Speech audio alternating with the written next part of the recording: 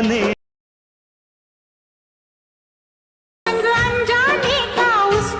Once more! Once more! Once more!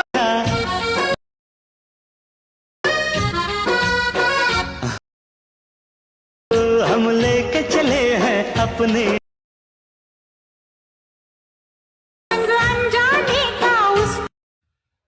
जय शिवराय मित्रांनो, तुमचं स्वागत आहे आजच्या एक नवीन व्हिडिओमध्ये।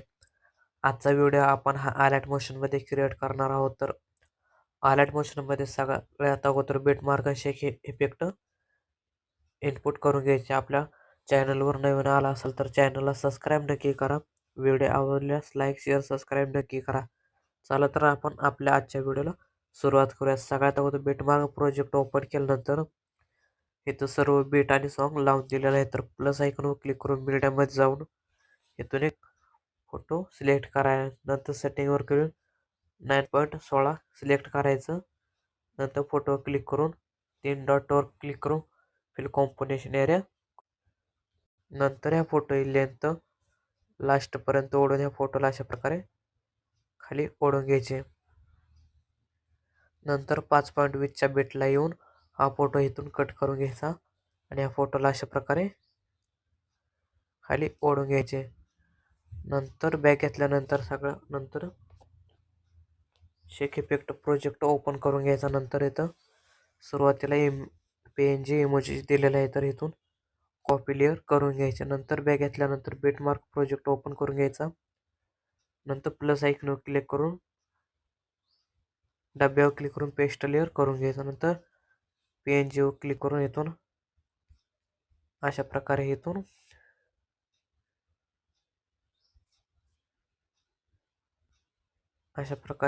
खाली सेट करून घ्यायचे। नंतर ह्याच्यावर क्लिक करून इथून अशा प्रकारे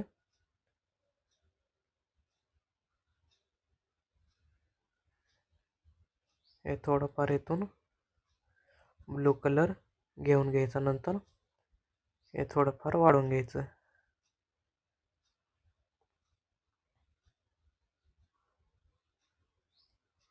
नाही तुम्हाला आवडत नसेल तर इथून अशा प्रकारे वर पण घेऊ शकता। तर मी इथं वरच ठेवतो।